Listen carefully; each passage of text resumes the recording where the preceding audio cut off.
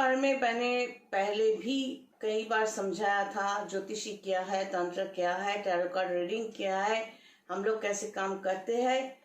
लेकिन फिर भी कुछ क्लाइंट के सवालों के मुताबिक आज कुछ कहने जा रही हूँ। वो है, कुछ क्लाइंट्स का कहना है कि शायद टीवी चैनल में या कहीं पर भी कह रहे होंगे, या ये उनका अपना ही बात है, मन की बात है जो वो दूसरों के नाम पे चला रहा है। जो भी हो, सवाल है तो उसका जवाब हम जरूर देंगे। वो सवाल ये है कि ज्योतिषी जो है, यहाँ पर इतने सारे भारत में ज्योतिषी है, इन लोगों ने पहले क्यों नहीं बताया था कि ये सब होने वाला है, कोरोना वायरस के बारे में। ज्योतिषी क्यों नहीं बताते कि भूकंप होने वाला है या सुनामी आने वाला है वगैरह वगैरह। ज्योतिषी पहले क्यों नहीं बताते? क्योंकि भारत में ज्योतिषी ज्यादा है। अच्छा,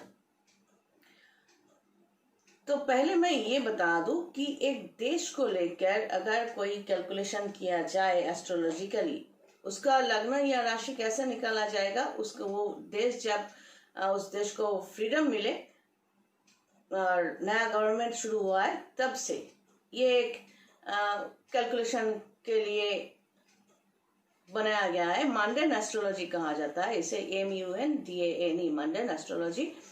उसके मुताबिक शायद ये कैलकुलेशन सही हो सकता है कि एक देश या स्टेट, कंट्री, स्टेट या सिटी के बारे में कुछ बताया जा सकता है। लेकिन नॉर्मल एस्ट्रोलॉजर्स, ज्योतिषी लोग ये सब लेकर कैलकुलेशन नहीं करना चाहते और ना ही करते हैं, ना ही ध्यान देते हैं शुरू से ही, क्योंकि astrologers are not being paid by government और एनीबॉडी। एक देश का मतलब कई लोग, और कई लोग, देश का भविष्यवाणी मतलब एक कई लोगों का भविष्यवाणी। तो उसका पेमेंट कौन करेगा? ये एक ज्योतिषी इंसान है, उसके अपने लिए भी, खाने पीने के लिए भी पैसे चाहिए, तो वो कौन पैसा भरेगा? और एक इंसान के लिए कैलकुलेशन जो है वो एक ज्योतिषी कर सकता है। ओरिजिनल एस्ट्रोलॉजर की बात कर रही हूँ। टीका लगा के जो लोग बैठ जाते हैं, टीका लगाने का मतलब ही एस्ट्रोलॉजर ये नहीं होते। तो जो ओरिजिनल एस्ट्रोलॉजर्स है, मैं उनकी बात कर रही हूँ। तो एक इंसान के लिए एक के बाद एक ये लोग कैलकुलेशन कर सकते हैं, मतलब पास्ट, प्रेजेंट एंड फ्यूचर के बारे में बोलना। तो देश के बारे में कैसे बताएं? और ये एक एस्ट्रोलॉजर का काम नहीं है। एक देश या कलकत्ता या एक सिटी या स्टेट के बारे में जानने के लिए कई एस्ट्रोलॉजर्स को लेकर बैठना पड़ेगा।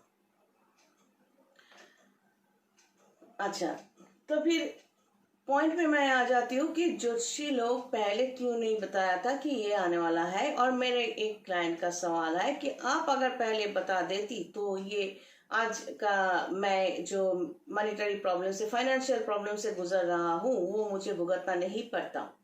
अच्छा, तो मैं पहले ये बता दूं कि एस्ट्रोलॉजी क्या होता है। मैंने कई बार बहुत बार कहा है कि एस्ट्रोलॉजी क्या होता है। With the help of your date of birth, place of birth and time of birth, मतलब आपका जन्म का समय, जन्म स्थान और टाइम ऑफ बर्थ, इन तीनों को लेकर एक कैलकुलेशन किया जाता है, जिसके बल पर यहाँ पर इस डायग्राम में हम बिठाते हैं। मैं अपने लिए बात करती हूँ, मैं बिठाती हूँ प्लैनेटोरियल, उस टाइम पे आपका प्लैनेटोरियल पोजीशन। तो उस टाइम से वहां से निकलते हैं कई सिस्टम, मतलब दशा, अंतदशा वगैरह वगैरह कई चक्र निकालते हैं। उससे हम कैलकुलेशन कर सकते हैं कि आपके लिए ये अच्छा टाइम होगा, वो अच्छा टाइम नहीं होगा, वगैरह वगैरह। अब हाथ की रेखाएं क्या है? सिर्फ हाथ की रेखाओं पर निर्भर करके, डिपेंड करके सही टाइम आपका जो प्रॉब्लम, फाइनेंशियल प्रॉब्लम हो या कुछ भी हो, सही टाइम बताया नहीं जा सकता, क्योंकि palmistry is the helper of astrology.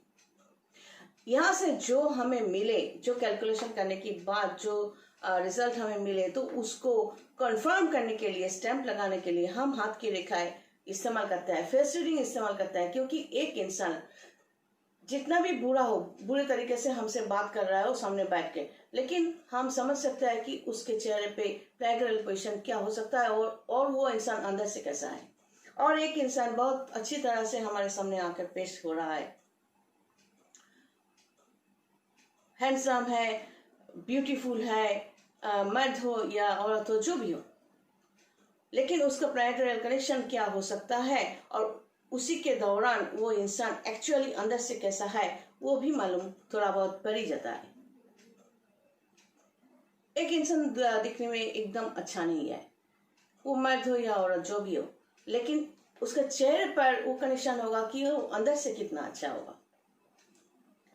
कभी कभी होता है कि जो लोग दिल खुलकर बोल देते हैं, बहुत कुछ बात कर देते हैं, तो हमें वो कैलाश लगते हैं या अच्छा नहीं लगता, कभी कभार ऐसा भी हो जाता है। तो ये जो फेस रीडिंग ये भी इस्तेमाल करता है। उसके बाद ये जो पैरेलल कनेक्शन को कंफर्म होने के लिए कि आपके जिंदगी में क्या हुआ था, क्या है और क्या हो सकता है, और आपका विशेष पूरा होगा कि नहीं, ये सब जानने के लिए, कंफर्म होने के लिए टैरो कार्ड भी इस्तेमाल किया जाता है। और एक विश पूरा करने के लिए, आपके जिंदगी में शायद एक ड्रीम हो, एक विश हो, उसको पूरा करने के लिए आपके अंदर को जो लगन है, जो आपके अंदर का मेंटल स्ट्रेंथ है कि सबसे लड़कर आप अपना जगह बना सकते हो या नहीं, तो वो सब पता चलता है यहाँ से प्लैनेटोरियल कनेक्शन से। तो ये सब कुछ हमें, मैं अपनी बात कर रही हूँ, मुझे चाहिए कि एक सही टाइम देकर बात करने के लिए कि इस टाइम से आपका ये हो सकता है। तो जिसने ये सवाल पूछा, मैं उसके लिए कह रही हूं कि आप जैसे 10 क्लाइंट मेरे सामने ये 24 जनवरी 2020 से पहले की बात कर रही हूँ, क्योंकि एक बड़ा चेंजेस होने वाला है। मैंने पहले कई बार कहा है कि प्लैनेटोरियल मूवमेंट के कारण 24 जनवरी 2020 से एक चेंजेस होने वाला है। तो अगर आपका प्लैनेटोरियल स्ट्रेंथ अच्छा है तो चेंजेस अगर नेगेटिव भी हो, वहां से आप गुजर जाओगे, फेस कर सकते हो। और अगर आपका प्लैनेटोरियल स्ट्रेंथ अच्छा नहीं है, ये तो मुझसे ज्यादा आप जानते हो, तो फिर एक चेंजेस होने का मतलब क्या होता है कि आपका प्लैनेटोरियल पोजीशन अगर अच्छा नहीं था पहले, तो यकीनन इस चेंजेस के दौरान मैंने कई बार अपने क्लाइंट्स को कहा कि प्रोफाइल में से जो टाइमिंग हम देते हैं उसको काउंट करो। तो नेचुरली उस टाइमिंग से आपको अलर्ट होना चाहिए था, सोचना चाहिए था, मुझसे बात करना चाहिए था, लेकिन आप लोग कैजुअली लेते हो।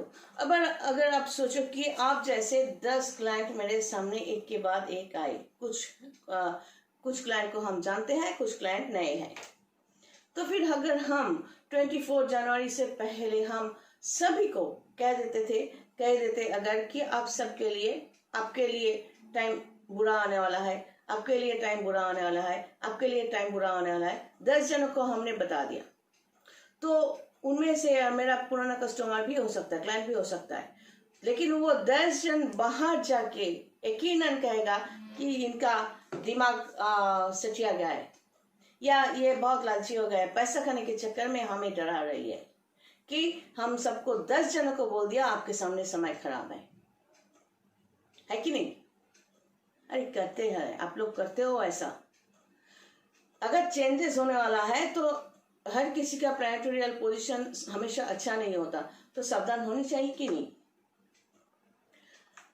अब ये सवाल मत किया करो कि हमारा कुंडली क्या कहता है। आप तो मेरी कुंडली जानती है। हाँ जानती हूँ ना, समझती हूँ। अरे कुंडली क्या, आपका चेहरा देखकर भी तो हम पढ़ लेते हैं। आप लोगों ने फेस भी तो किया है, मुझे प्रूफ देने की जरूरत नहीं है कि आप लोग जो भी सामने आके बैठे हो, जो कुछ हम बताते हैं तो वो गलत नहीं कहते। पास्ट के बारे में जो कुछ कहा है, अब फ्यूचर के बारे में क्या स्टैंप लगा दे कि आपके साथ बुरा होगा ही, ये स्टैंप लगा दे, फिर कहोगे कि जो चीज डरा रही है। तो आप कैसे इंसान हो ये मुझे पूछने की, ये मेरे को आकर और मुझे आकर पूछने की जरूरत नहीं है कि आप बताइए मैं कैसा इंसान हूं। क्या लगता नहीं कि ये इडियोटिक सवाल है? खुद का भला खुद करने की कोशिश पहले करना चाहिए।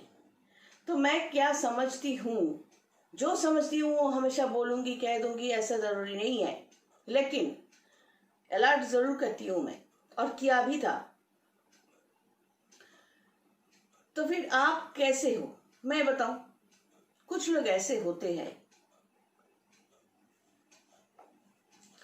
कि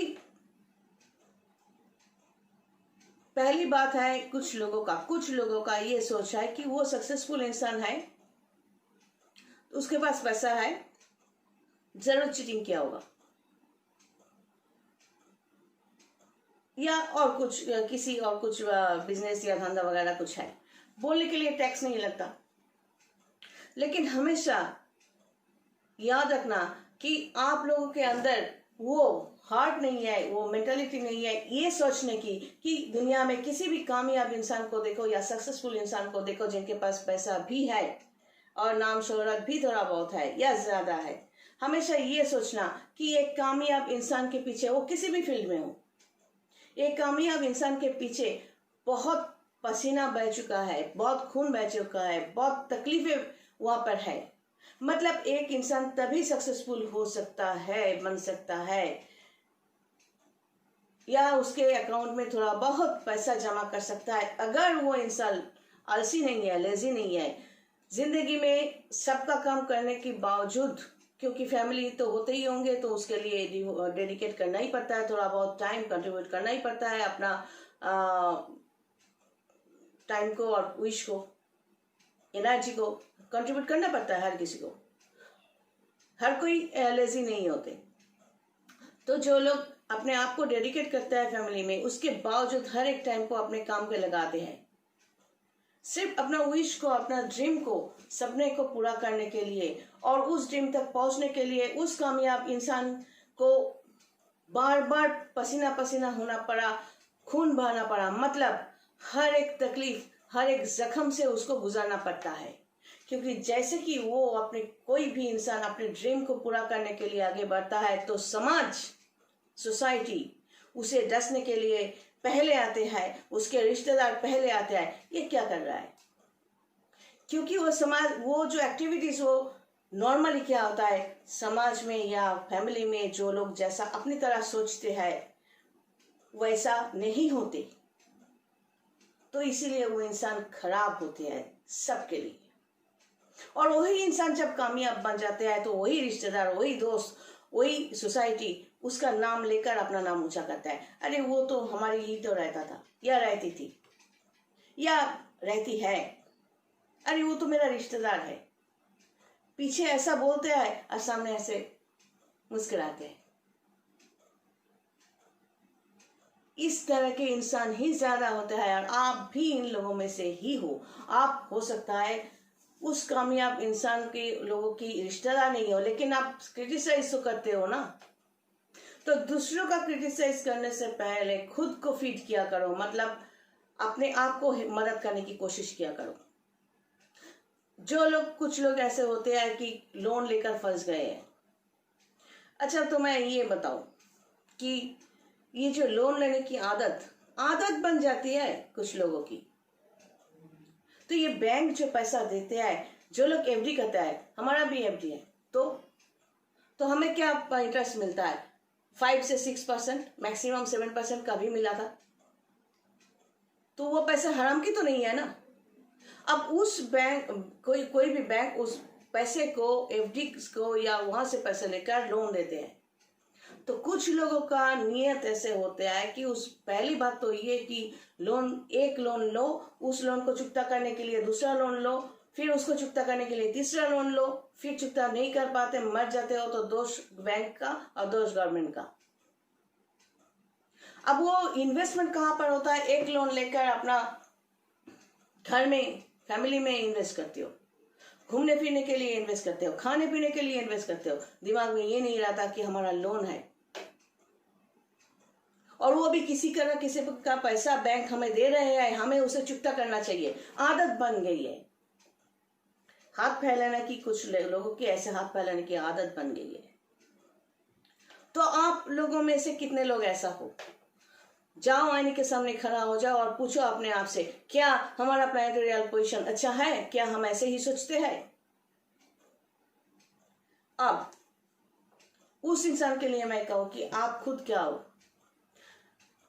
कोई भी इंसान, आप काम क्या करते हो, कितना दिमाग लगाते हो, कितना बॉडी का एनर्जी लगाते हो, कितना लगाते हो और कितना कमाते हो, उस कमाई से आपको सेटिस्फेक्शन मिलता है क्या? क्यों नहीं? अगर एक कमाई से, एक काम से, एक प्रोफेशन से आपको सेटिस्फेक्शन नहीं मिल रहा है तो दूसरा प्रोफेशन क्यों नहीं अपना लेते?